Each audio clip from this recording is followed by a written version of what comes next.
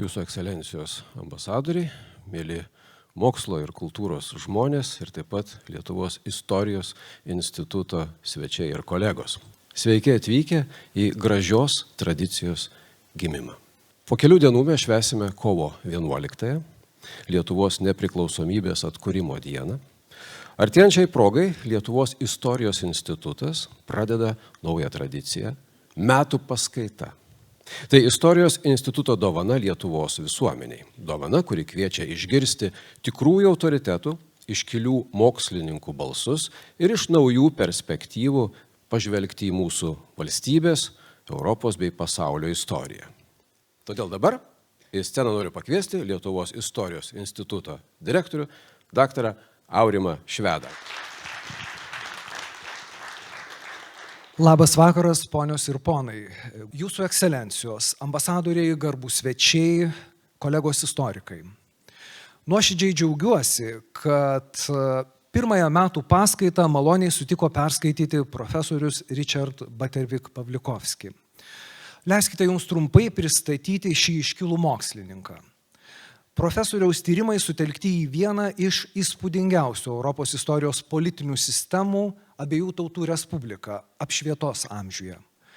Profesorius yra daugiau nei 100 mokslo publikacijų, monografijų, straipsnių autorius. Mano nuomonė ir gilių įsitikinimų tai vienas iš produktyviausių ir iškiliausių 18 amžiaus abiejų tautų respublikos istorijos tyrinėtojų. Naujausia profesoriaus knyga anglų kalba Lietuva istorija, publikuota 2025 metais Londone. Džiaugiuosi, kad profesorių ir Lietuvos istorijos institutą sieja prasmingas bendradarbiavimas įvairiose srityse. Šiandien profesoriaus skaitomą metų paskaitą galima laikyti gražiu šio bendradarbiavimo simboliu. O dabar, baigdamas savo kalbą, noriu padėkoti Lietuvos nacionaliniam dramos teatrui suteikusiam galimybę metų paskaitą surengti čia, kur susitiks po kelių akimirkų istorija ir teatras. Taip pat dėkoju renginio partneriams naujienų portalui 15 min ir Britų tarybai.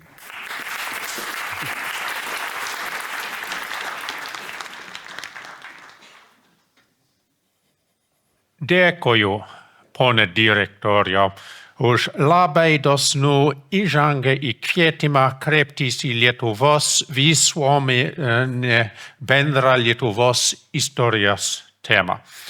Esu labai pagerbtas ir dėkingas. Ir ačiū ekscelencijai, ponios ir ponai, kad pasirinkote šiandien atvykti, pasiklausyti ir aptarti šią temą. Taip pat atsiprašau, kad negaliu skaityti paskaitos lietuvių kalbą. Angliškai skamba geriau.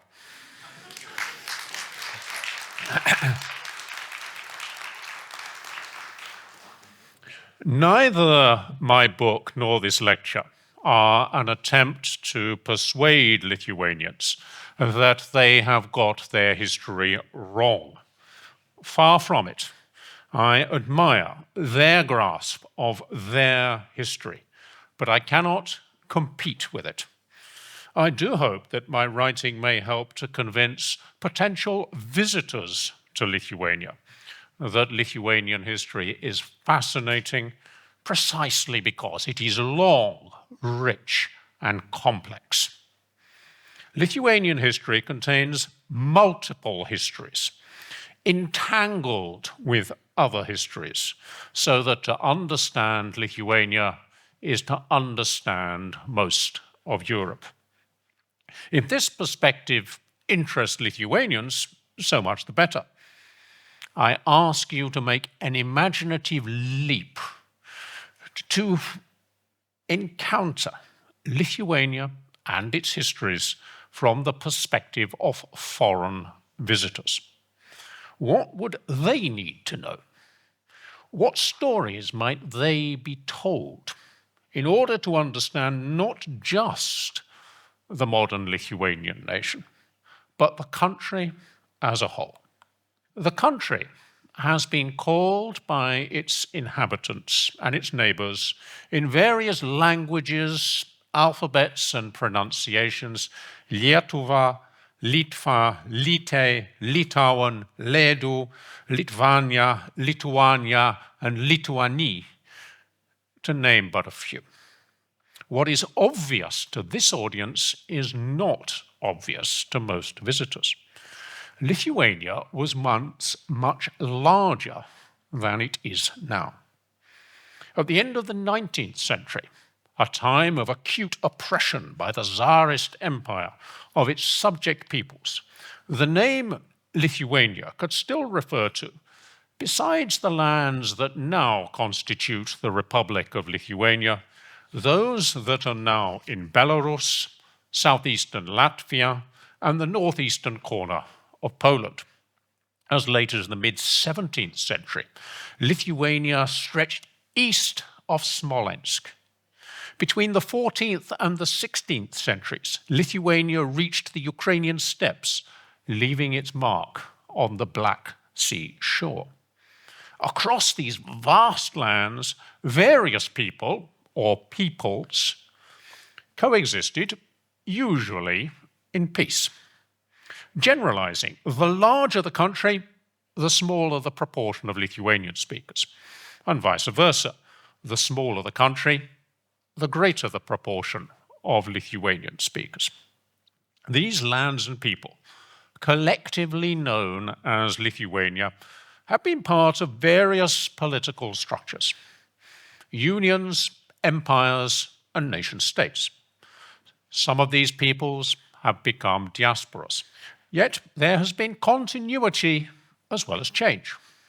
As Zigmantas Kjaupa has written, the Lithuanian nation-state is roughly in the same space where a millennium ago most people communicated in a language that was recognizably similar to the Lithuanian spoken and written today.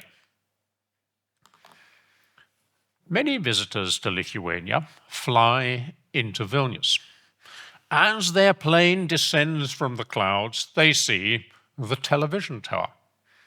It's a major tourist attraction. But if visitors are curious about recent history, they learn that here, on the 13th of January 1991, the Soviet army killed 14 Lithuanians who were resisting its attempt to crush Lithuania's independence, and injured many more. Tens of thousands defended the Seimas, previously the seat of the Supreme Soviet of the Lithuanian Soviet Socialist Republic, which had proclaimed the restoration of the independent Lithuanian statehood on the 11th of March 1990. Behind barricades, sustained by soup and song, Lithuanians withstood Soviet intimidation. The victims' funerals drew a multitude to Cathedral Square. These expressions of the national will, in full view of the world's media, persuaded Mikhail Gorbachev to step back from the brink. The Soviet Union collapsed before the year was out. The television tower testifies to the transition from Soviet Lithuania back to independent Lithuania. The symbol of the upward thrust towards the radiant Soviet future has become a symbol of the nation's sacrifices for its freedom. Most of the 20th century can be, and often is, told as the Lithuanians' nation's freedom. Won, lost, and won again. In outline, this is a story shared with Latvians and Estonians. They too gained their independence at the end of the First World War and enjoyed it for 2 decades before being overwhelmed by the Soviet Union and then occupied by Nazi Germany. Forest brothers fought on tenaciously, but renewed Sovietization wrought far-reaching transformations. Unbroken by the illegal Soviet occupation, on the 23rd of August 1989, about 2 million people from the three nations protested together against the Molotov-Ribbentrop Pact in the Baltic Way. This is a relatively easy story for foreign visitors to grasp. A story of underdogs struggling and finally triumphing against the odds of history. The three Baltic states, none of them large or populous by European standards, make a convenient package for good reasons. There are some excellent popular histories and guidebooks to the Baltics in English and other languages. However, joint action by the three opposition movements during the Singing Revolutions, followed more recently by close cooperation within the European Union and NATO, has been the exception rather than the rule. Between the two world wars, the three countries ploughed their own furrows. The impacts of post-war migration from other Soviet republics were far more severe in Estonia and Latvia than in Lithuania. In consequence, Lithuania has responded differently to the overlapping questions of language and citizenship since recovering its independence. That said, when seen from without, the trajectory of Lithuanian history since the First World War is generally comparable to that of Latvia and Estonia. Students of nations and nationalism, which is a staple of university education in the arts and social sciences, can also fit the Baltic trio into fairly simple explanatory schemes. Estonia, Latvia, and Lithuania all appear to belong to the Eastern European paradigm of ethnic nationalism, whereby the nation is first imagined as an ethnographic and linguistic community. Most theorists are not interested in old nations, only modern ones. But at what point does a people become a nation? Or put differently, at what point do people, in general, divide into nations? According to the concept of national awakenings, people without national consciousness are awakened by activists, rather like Sleeping Beauty by the handsome prince. The national community, mobilized by campaigns for mass literacy, conducted against the imperial state, then struggles for its own nation-state. The nation thus creates the state rather than the reverse process, as in the model of the civic nation-state, exemplified by modern France. Many well-educated visitors, perhaps many well-educated Lithuanians too, assume that civic is better than ethnic and that West is better than East. However, the ethnic model dovetails with narratives of national liberation from imperial rule familiar to visitors from former colonies of global great powers and their sympathizers. Anti-colonialism, class struggle, and nationalism often go hand in hand. Yet the word nationalism carries pejorative connotations of xenophobia, chauvinism, and racism. Sometimes we call other people nationalists while insisting that we ourselves are patriots. But scholars should use nationalism neutrally. I take the term to mean both a strong sense of belonging to a national community and a desire for its members collectively to shape their own future, whether as a nation-state or autonomously within larger political structures. Problems occur when the same lands and people are claimed by different national movements as their own. But genocide is not the inevitable result of nationalism. Perhaps the general theory of nation building best adapted to the smaller nations of Central and Eastern Europe is the three-stage model of the Czech scholar Miroslav Hroch. His Social Conditions of National Revival in Europe, first published in German in 1968, but better known since its English edition in 1985. In this phase A, we have intellectuals and their patrons inspired by the language, songs, stories, beliefs, and customs of rural folk, like Johann Gottfried Herder during his time in Riga. Phase B sees their activity moving through national histories, such as those by Simonas Daukantas, into overt political as well as cultural demands, while Phase C brings a mass political and social movement which pursues the goal of a nation state. For the mass mobilization and politicization of the modern Lithuanian nation to occur as it did, the essential condition was mass literacy in Lithuanian. Here, the arrogant and ignorant assumptions of the hangman, Mikhail Muravyov, had unintended consequences. He believed that imperial elementary schools, through which Lithuanians would learn to read their so-called dialect in the Cyrillic alphabet, would gradually turn them into loyal Orthodox Russians and prevent them from becoming disloyal Catholic Poles. He provoked a mass response. The printing in East Prussia, amidst the remnants of Mažoji Lietuva, of Latin alphabet books in Lithuanian and their smuggling across the frontier, was an outstanding logistical feat, chiefly achieved by the clergy and laity of the Roman Catholic Church.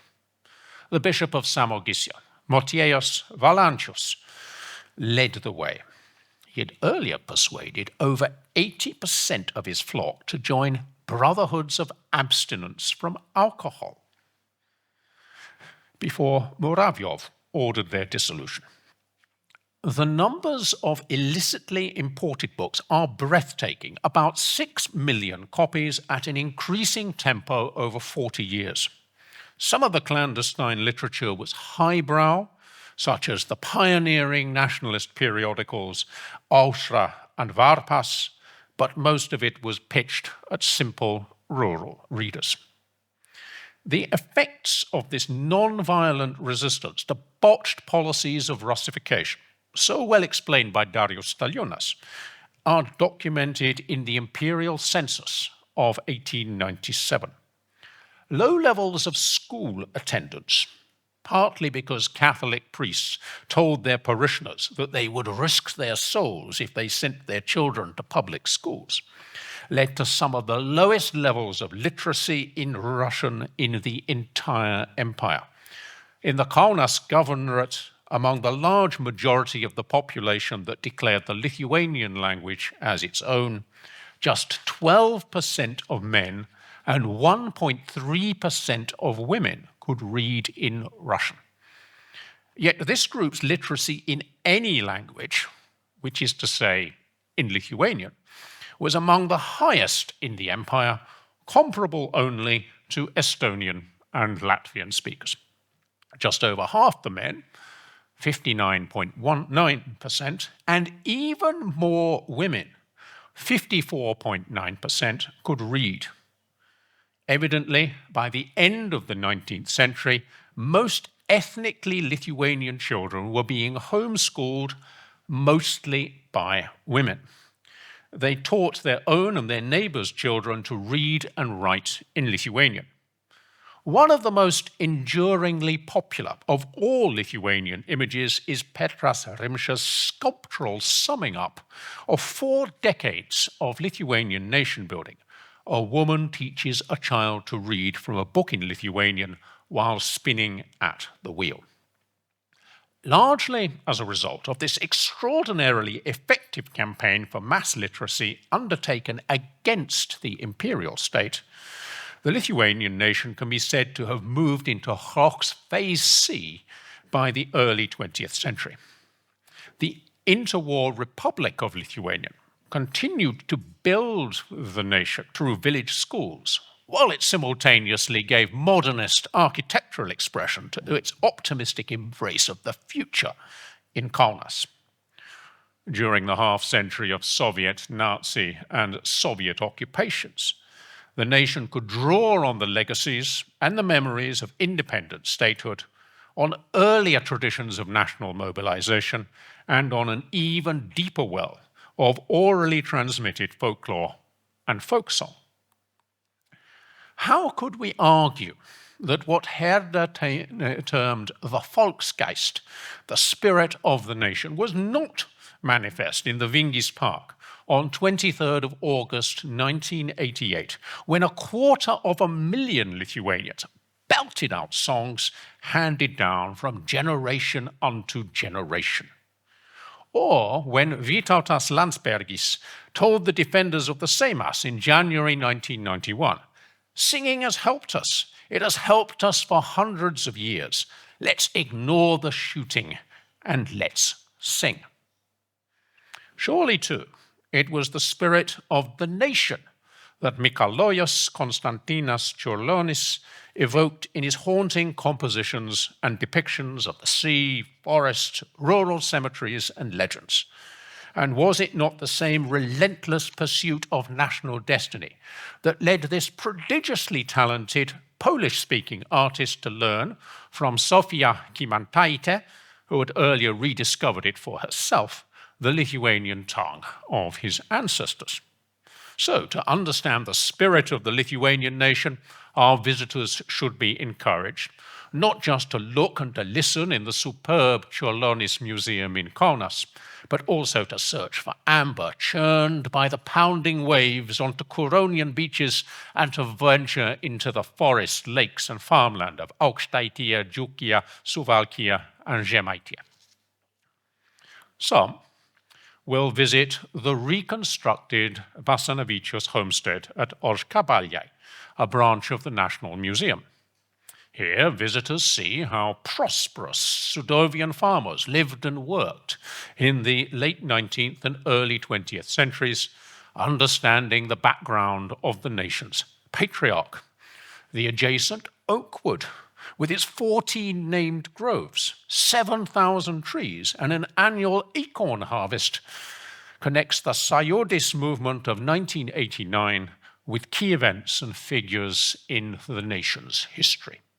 Oak groves evoke those ancient but mutable connections between people, nature, and spirits that adapted to the advent of Catholic Christianity in the 14th and 15th centuries and are now undergoing new metamorphosis. Let's take the foreign visitors inside.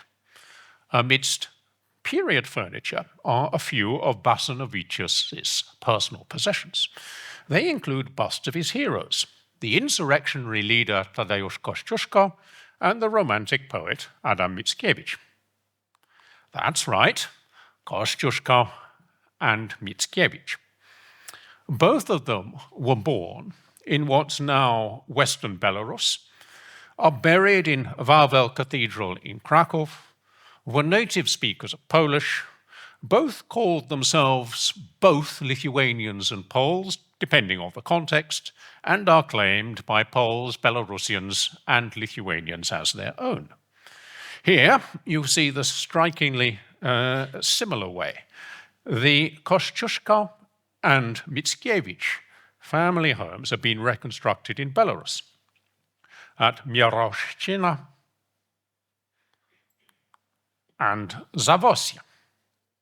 How do these figures fit into the wider understanding of Lithuania? Neither analogies with Latvia and Estonia, nor standard theories of modern nationalism can take us much further. Consider Jonas Basanavičius himself. He founded Aušra, chaired the Great Seimas of 1905, and presided among the 16 signatories of the Declaration of the Restoration of Independent Lithuanian Statehood of the 16th of February 1918. It matters that he was born and raised beyond the river Nemunas, which is now Lithuania's strategically vital space between the open border with Poland and the fortified frontiers with Russia and Belarus. In the mid-19th century, Sudovia, with its ethno-linguistic Lithuanian majority population, as a sliver of Poland around Punsk or Punskas still does today, was part of the northeastern corner of the Russian-ruled Congress Kingdom of Poland. This was governed separately from the lands directly incorporated into the Russian Empire following the partitions of the Polish-Lithuanian Commonwealth. Here, Tsarist vengeance for the 1863-64 uprising was less severe than in the so-called northwestern provinces. This meant that the young Basanavičius, the bright son of upwardly mobile peasant parents who wished him to become a priest, encountered classical Latin and literary Polish at the gymnasium in Mariampolė. This renowned school was later attended by, among others, Vinkas Kurdirka and Jonas Jablonskis. Basanavičius could compare his orally transmitted Lithuanian folk heritage with stirring fables of medieval Lithuania's struggles against the Teutonic Order, creatively told in Polish by Mickiewicz, as well as written histories of Lithuania, Poland, and ancient Rome. The experience raised his passionate study of all things Lithuanian to a new intellectual level. His fertile mind worked through the implications during his medical studies in Moscow and his decades practicing medicine in Bulgaria. Admiration of Polish culture, especially the poetry of Mickiewicz, thus inspired Lithuanian national strategies of emulation and rivalry. The logic of the cause led to the formulation of the demands made before the Great Seimas of 1905 for cultural and political autonomy. These included the questionable assertion that others residing in the country were either immigrants or Slavicized Lithuanians who should accept Lithuanian leadership. When Polish nationalists, whose own movement took a different path to modernity, finally noticed the modern Lithuanian counterparts, their disbelief turned into hostility. The conventional national narrative of Lithuania's trajectory has it rise spectacularly out of obscurity to assert its hegemony over a vast area, peaking under Vytautas the Great. However, the long union with Poland brought centuries of political decline and cultural apostasy until the failed republic, ruined by its Polish and Polonized nobles, was put out of its misery by the partitions. Further Polish disasters under onerous Russian imperial rule stimulated the revival among the resilient peasantry of the Lithuanian-speaking Lithuanian nation. The modern nation gained, maintained, and regained independent statehood despite Polish, Nazi German, and Soviet Russian hostility. Now, much of modern Lithuanian history can be told accurately as a small nation's struggles for identity and freedom. However, beside its merits, and not least because of the motivating power of songs and stories, such a perspective involves a heavy cost, if it excludes all other perspectives. In writing off as a spiral of failure several fascinating centuries when Lithuania's history was most entangled with the history of Poland, this perspective tends to prioritize a much smaller and much less diverse Lithuania. Among other drawbacks, if unchecked, this tendency makes one of the largest and most influential Jewish communities in the world, the Litvaks, marginal rather than integral to the mainstream of Lithuanian history. Most of them are thus destined by history, either for genocidal extermination by the Nazi Germans, leaving some awkward questions about local complicity, which some historians, such as Arunas Bugnis, have fairly addressed, or for a global diaspora, a diaspora which potentially could be a huge asset for Lithuania. But the Vilnan genius, the Gaon, studied and taught in the Jerusalem of the North during the very decades when the Polish-dominated Commonwealth is deemed to have declined and collapsed. The Polish Jewish historian Jakub Goldberg liked to say that there is no Polish history without Jews and no Jewish history without Poland. The argument that there is no Lithuanian history without Litvaks and no Jewish history without Lithuania is equally strong. Broadening that conviction further, it is possible to illuminate shared histories of several peoples that called themselves Lithuanians in several languages. Many distinguished historians, some of them here today, have long been doing just that. Any schematic trajectory, teleology, that is, of assuming the forces driving history work inexorably to produce the predicted future. Prophecies of ultimate triumph have long applied to religions, social classes, and nations. But when the future turns out differently to that forecast, as it usually does, the past has to be reinterpreted. To imagine that the outcomes of the historical process are predetermined would be to eliminate most human agency, including the unintended consequences of multiple interacting human choices. Permit me to speculate. In this virtual variant, based on actual Nazi plans, Lithuania might have become a minor outpost of a victorious Third Reich, with ethnic Lithuanians toiling for German colonists while still ranking above Slavs and any surviving Jews and Roma in the Nazi racial hierarchy. In another variant, Lithuanian Lithuania might have survived as quaint folklore within a Russified republic in a Soviet Union that ruthlessly suppressed its challenges in 1990 to 91. Lithuanian-speaking Lithuania might also conceivably have ended up in a similar position to a Gallic-speaking Alba at the fringes of an English-speaking Scotland, still fractiously united to England, had a Polish variant of virtual history, analogous to that of Great Britain, come to pass. None of these variants, while plausible enough in times past, have come to become enduring reality.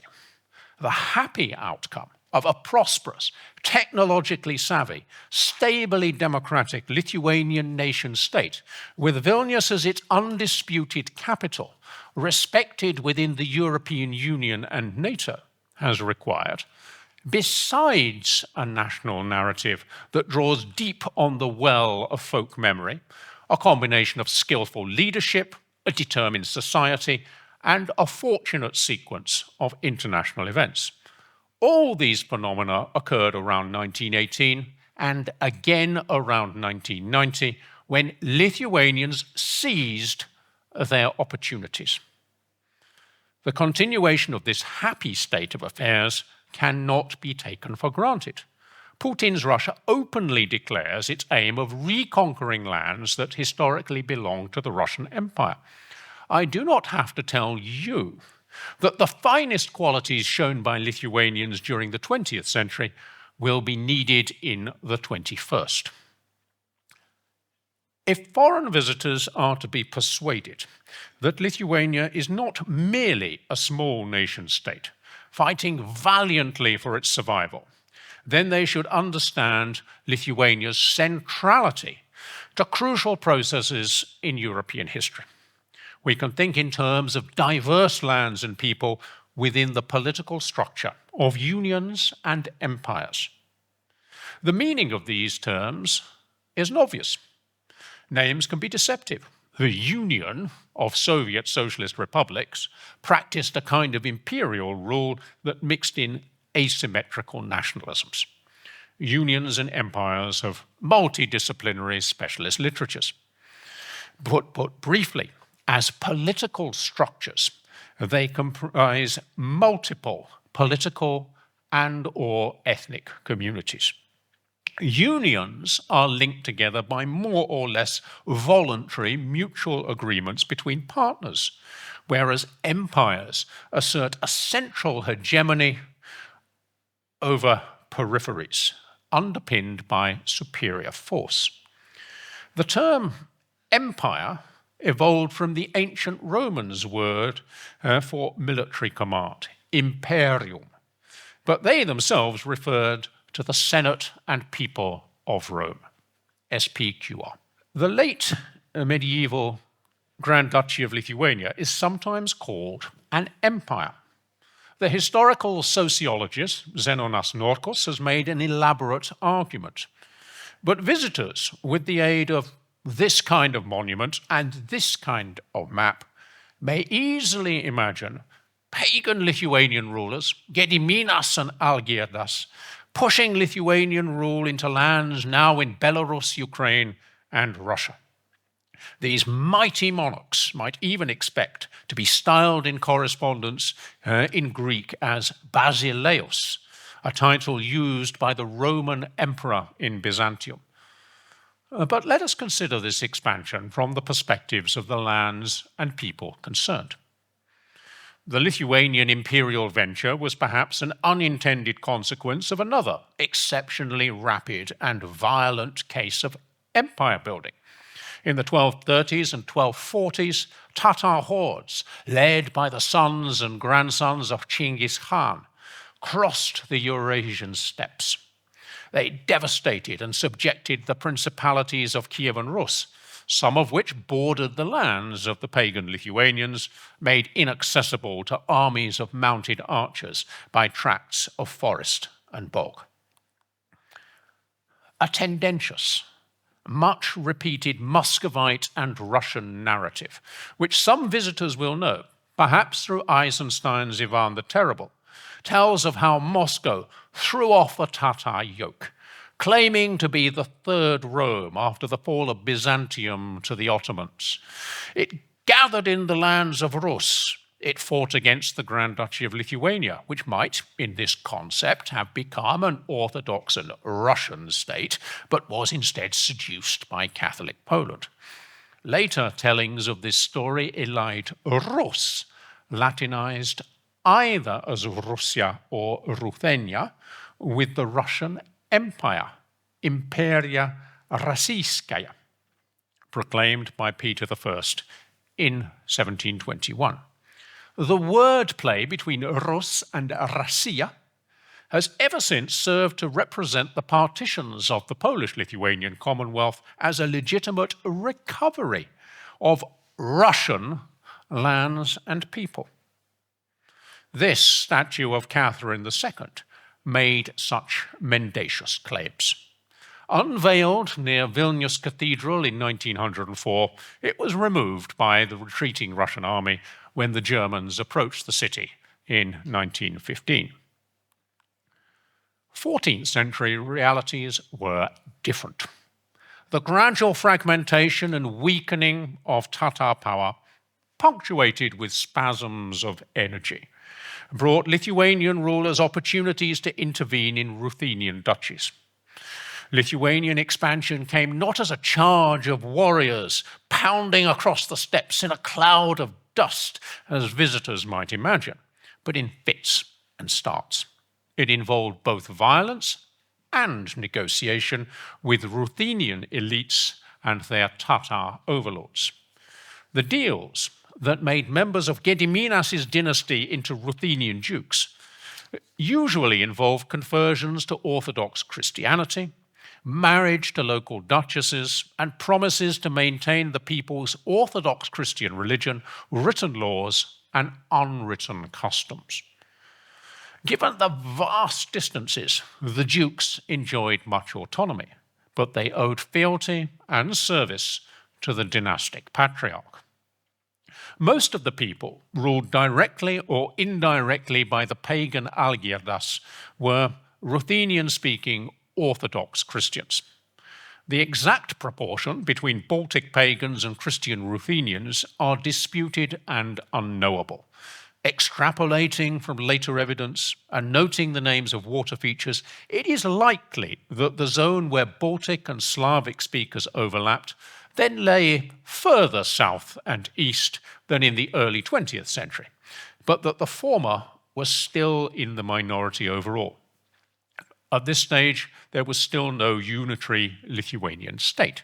The rulers, in official correspondence drafting in Ruthenian, Greek, and Latin and German, proclaimed their rule over Lithuanian, Samogitian, and Ruthenian lands and people. The center of their de facto empire was known in Latin as Lithuania Propria. Centered on Vilnius, it included both the eastern part of today's Lithuania and the western and central parts of today's Belarus, including Hrodna and Novhorodak. Lithuania Propria was ethnically and religiously mixed. Further south and east were Ruthenian and Orthodox duchies ruled by junior members of the dynasty. West of Lithuania Propria was the compact, relatively homogeneous Samogitia. Here, caught between two branches of the Teutonic order, the Grand Duke's rule was often tenuous and sometimes interrupted. Christianization began in 1417, a generation later than in Lithuania Propria. Over the following centuries, so persistent were the customs of the ordinary folk, shared by many local noble families who defended their Samogitian status and privileges, that some Belarusian nationalist writers have claimed that ethnic Lithuanians are really Samogitians, who were prominent in the first stages of the national revival. And so the name of Litva properly belongs to the Belarusians, supposedly predominant in Lithuania Propria. While rightly rejecting the tendentious assertion that today's Lithuanians are really Samogitians, it is worth explaining the roots of this insult in the distinctions still made by Renaissance-era historians between Lithuania, Samogitia, and Ruthenia. It is notable, however, that the mid-17th century Jesuit historian Albertas Kojelavičius Vijukas wrote about the Grand Duchy of Lithuania and about Lithuanians as a whole, a broader understanding of Lithuania as a historically and geographically mutable country rather than an ethno-linguistic nation, must involve many speakers of Slavic languages who long identified themselves with Litva as opposed to Moskva, even into the 20th century. Today, with the future of Belarus and Ukraine at stake, this seems to me a source of Lithuanian strength and not weakness, a point worth making to visitors. The unproclaimed empire was a family firm that worked best when, for example, Kęstutis cooperated with his elder brother Algirdas. The Gediminid dynasty's vast and sparsely populated lands were linked, as the historians Darius Baronas and Stephen Roll have concluded, by little more than the dynasty. While the Gediminids doubtless had a strong sense of who they were, we should not expect them to think and act in the categories used by modern nationalists.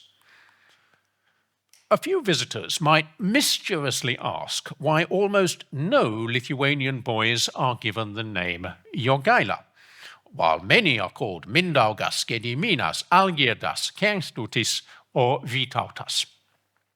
Algirdas's eldest son by his second marriage to an Orthodox Christian duchess faced daunting challenges on his succession in 1377. Hard choices had to be made. It takes selectively applied hindsight to blame him to choose to marry the young queen regnant of Poland and become a Catholic monarch, rather than accept unfavorable terms for baptism from an enemy, Muscovy or the Teutonic Order, or else face isolation and aggression as a pagan ruler. Relations with his uncle Kęstutis and cousin Vytautas, as well as his own brothers, were never going to be easy.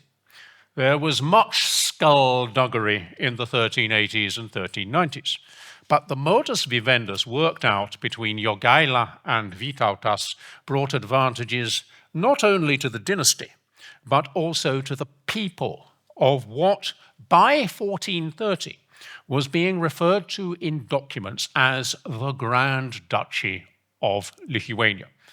That proved more important than the storm over Vytautas's ambition for a royal crown. It was not only that the combined armies of Lithuania and Poland defeated the Teutonic Knights in 1410, or that Vytautas, commanding Polish, Teutonic, and Tatar allies, as well as his own Lithuanian, Samogitian, and Ruthenian subjects, extended his sway to the Black Sea shore and became the political arbiter of Novgorod and Moscow. Recalling these successes is morale-boosting, but in my view, Vytautas's greatest legacy was the gradual transformation of the Gediminid patrimony into what Jūratė Kiaupėnė has called the political nation of the Grand Duchy of Lithuania. Vytautas placed trusted governors at the head of several dynastic duchies. The rewards he offered us for service enabled a Lithuanian nobility to mature, a process elucidated by Rimvydas Petrauskas. Nobles developed a sense not only of their own dignity, but of shared responsibility for their country. Vytautas also settled Jews, Karaites, and Tatars on his lands. He guaranteed their safety and freedom of worship. Having finally made his choice of church, he oversaw the expansion of Roman Catholicism in newly Christianized areas and privileged it vis-à-vis orthodoxy in mixed areas. The first act of union, contracted at Kreva in 1385, between, on the one hand, the ruler of Lithuania and Ruthenia, Jogaila, and on the other, the Polish political community, called the Crown of the Kingdom of Poland. The interpretation of this agreement still provokes scholarly disputations, but the point I would make to visitors is that the next major stage in the development of the Polish-Lithuanian Union involved two monarchs and two political communities. This relationship was often refined to meet challenges, but after the 1413 Union of Horodło, the leaders of the Grand Duchy's political community or nation never ceased to be parties to the union. Like the Polish crown, the 16th century Grand Duchy of Lithuania was sometimes called a commonwealth or republic. The Grand Duke governed the polity with the advice and consent of its leading members, the lords of the council. These men were joined for increasingly regular parliamentary meetings by delegations of lesser nobles. Government by negotiation and consent was a practical necessity when the joint monarch, as there usually was after 1447, was often absent from Lithuania. The Renaissance era political and legal culture fostered by these arrangements produced the three Lithuanian statutes of 1529, 1566, and 1588. Written and printed in Ruthenian, they were swiftly translated into Polish and Latin. They were much admired in the Polish crown for their clarity, inspired by Roman law. They were also translated into the Jazyk Ruski, used in Moscow. Indeed, in Muscovite and later Imperial Russian parlance, the Jazyk Litovski, or Lithuanian language, meant the language of written records in the Grand Duchy of Lithuania until the end of the 17th century. It is now usually called Chancery Ruthenian. At its base are Belarusian variants of the former common tongue of Rus, with admixtures of Church Slavonic, Greek, Latin, and Polish. Crises between Polish and Lithuanian lords often involve Lithuanian demands for an equal union based on mutual respect and trust, but they did not seriously threaten a complete rupture. I am persuaded by the Scottish historian Robert Frost that classifying the Polish-Lithuanian Union as a dynastic union until 1569 and a real union thereafter really doesn't explain very much. What matters is that the unions contracted between Polish and Lithuanian rulers and Polish, Lithuanian, Ruthenian, Prussian, and Livonian civic communities were evolving partnerships. The joint commonwealth established by the Union of Lublin did not always fulfill the ideals expressed in the joining to the Polish crown of the Volhynian and Kievan lands in 1569 as the free with the free, the equal with the equal. But it did provide a framework in which Lithuanian parliamentarians could demand a union of two equal partners. The Grand Duchy of Lithuania kept its own laws, treasury, army, and officers of state. By the 1560s, Lithuanian senators articulated the Lithuanian case in Polish Ciceronian rhetoric. The phenomenon has been cast by modern ethnic Lithuanians as the apostasy of the nation's elites. Cultural self-pollinization proceeded at the expense of both Lithuanian and Ruthenian.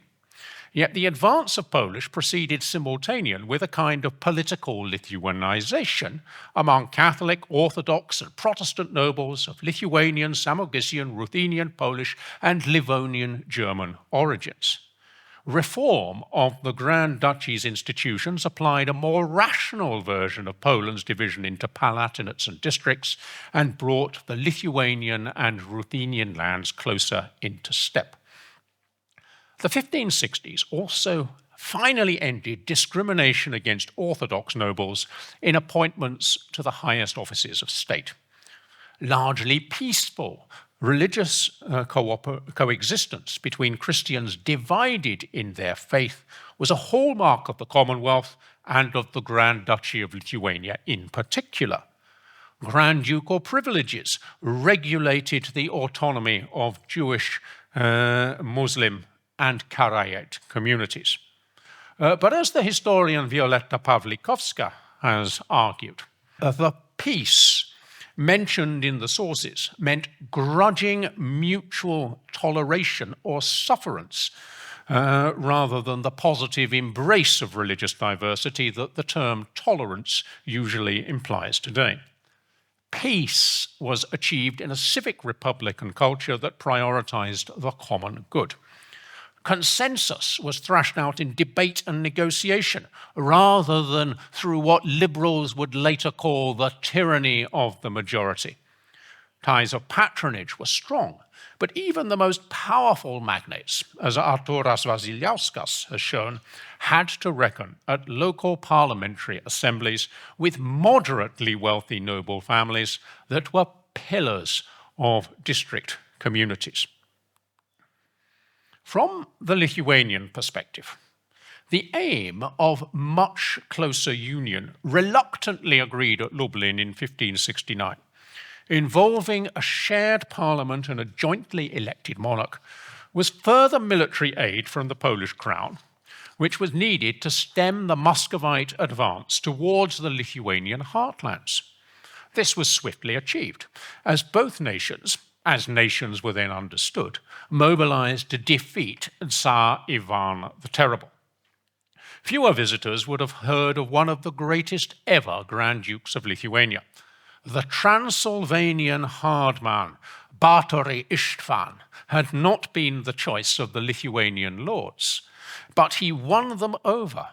Besides assuring military security for a generation, his legacy included the Supreme Tribunal of the Grand Duchy of Lithuania and the Jesuit University of Vilnius, which became Lithuania's intellectual and cultural powerhouse for the next 2 centuries, with a European reach that should interest visitors.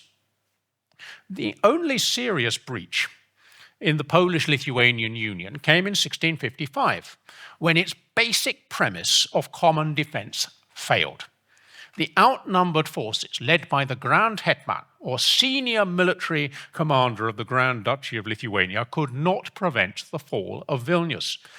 The Muscovites pillaged and burned the city, with no assistance from the Polish crown, and the flight abroad of King John Casimir. The hetman made a separate agreement with the other invader, King Charles Gustavus of Sweden. It was a rational choice in the circumstances, but the fortunes of war changed. And ever since, Janusz Radziwiłł has been condemned as a traitor to Poland. But I suggest taking your visitors to the very center of today's Lithuania. At Kėdainiai, there is a modern monument to Januszas Radvila. His coffin rests in the family crypt of the imposing Calvinist church, while several other places of worship testify to the great variety of settlers once encouraged by the Radziwiłł family to live and work in one of their principal private towns. The markets and streets of Kėdainiai once echoed to conversations in German, Italian, Lithuanian, Polish, Ruthenian, Scots, and Yiddish. In the Polish-Lithuanian Commonwealth, civic freedom was not only for nobles. Many grand ducal, ecclesiastical, and privately owned towns governed themselves according to Magdeburg law. The autonomy of particular Jewish communities was surmounted by the Lithuanian Vard, or council, charged with allocating and collecting taxes, but in practice almost a parliament. The idea and practice of civic freedom, experienced across religious boundaries, helps to explain why many Orthodox, Catholic, and Protestant and Jewish townspeople in the Grand Duchy of Lithuania desperately defended their towns against the invaders in the 1650s. The enduring Muscovite tradition of authority, drawing both on Mongol and Byzantine sources, has enforced abject obedience to the Tsar and persecuted deviance from religious conformity. The general demographic, economic, political, and fiscal military crisis, induced by 7 decades of continual warfare on the Commonwealth's own lands, as well as the low point of global cooling, hit the Grand Duchy of Lithuania particularly hard. The population may have halved, and the burdens of serfdom on the surviving peasant population sharply increased as landowners struggled to keep their estates viable. But Mindaugas Šapoka has drawn attention to the resilience of local communities of nobles still capable of raising taxes and troops in the early 18th century. The Commonwealth ended the Great Northern War under Russian hegemony. Thereafter, the court of St. Petersburg used corruption, manipulation, intimidation, and invasion to keep its neighbor militarily weak and politically passive. Does that sound familiar? However, 6 decades of recovery brought agricultural expansion, rapid population growth, urban revival, educational reforms, the culture and ideas of the Enlightenment, fairer and speedier court proceedings, and more professional administration. Partly because of the better survival of sources, but largely because of the work of scholars like Ramunės Migelstytė Stukienė and Robertas Jurgaitis, historians now know more about this process in the Grand Duchy of Lithuania than in the Polish crown. Between 1788 and 1792, briefly escaping Russian domination, a parliamentary revolution set the Commonwealth on a promising path towards the 19th century. It achieved an effective local government reform and significant increases in taxation and the army. The Constitution of the 3rd of May 1791 and subsequent laws created a partnership between a revitalized legislature freed from the disastrous liberum veto and a stronger executive power led by the monarch.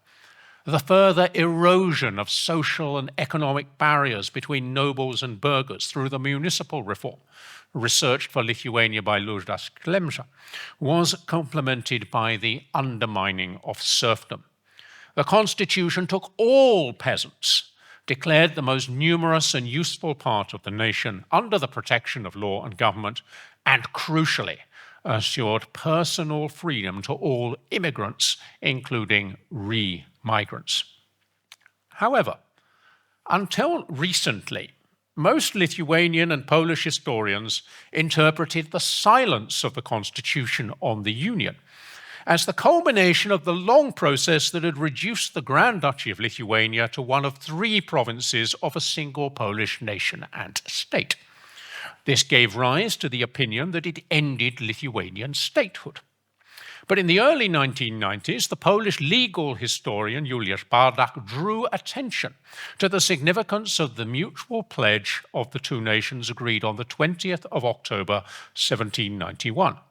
This solemn law underlined the Grand Duchy's equal status to that of the Polish crown.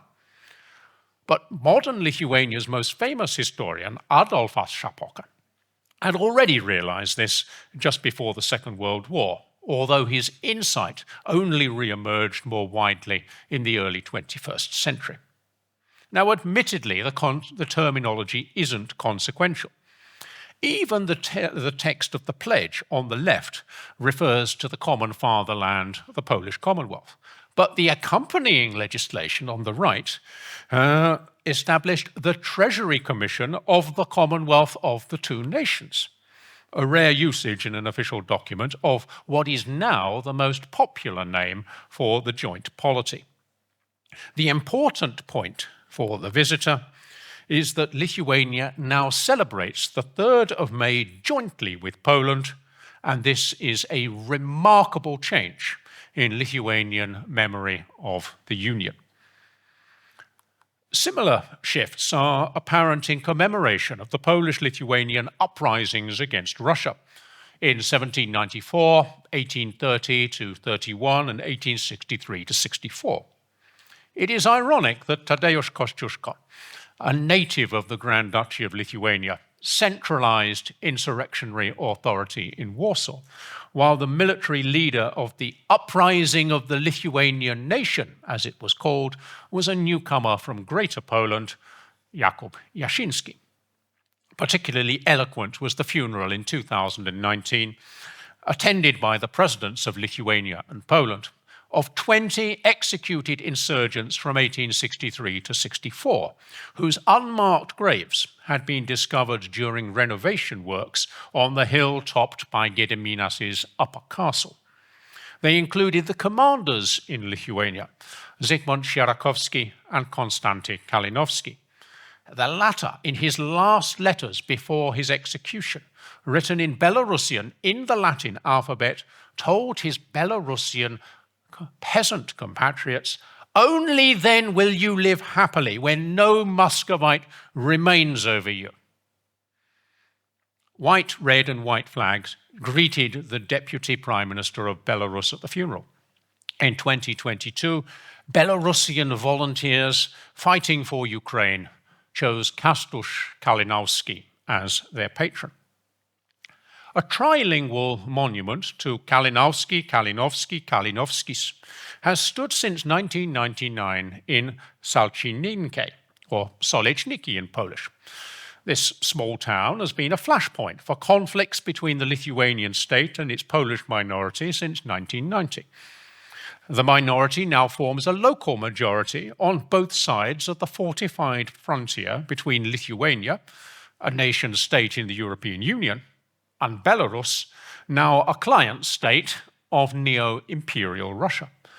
The frontier bisects the lands and people of Lithuania propria.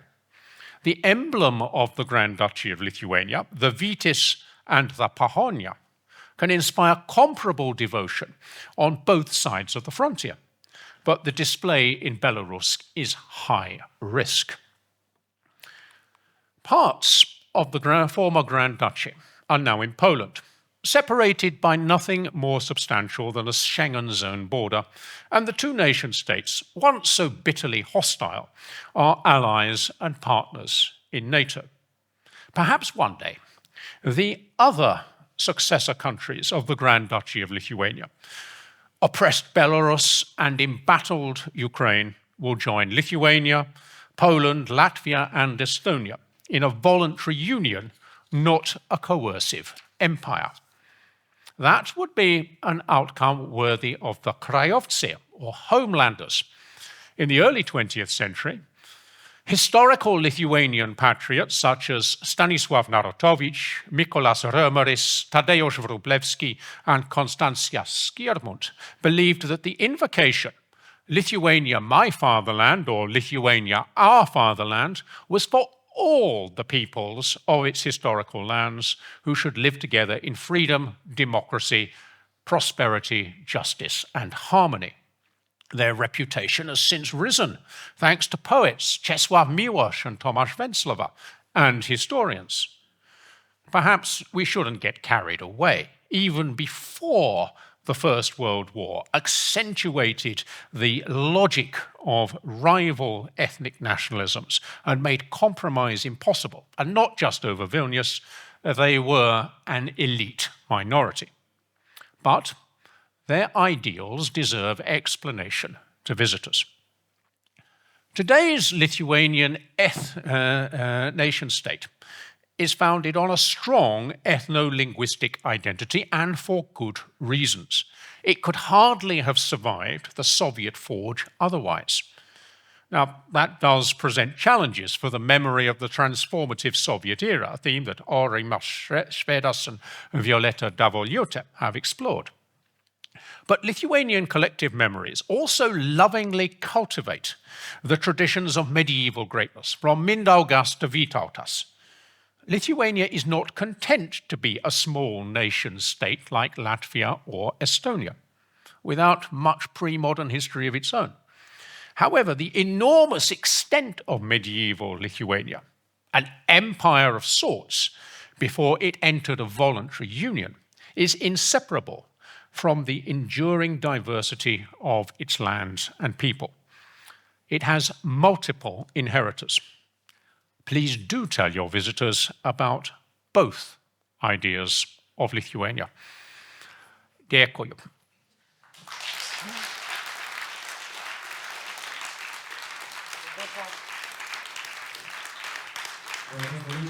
Thank you.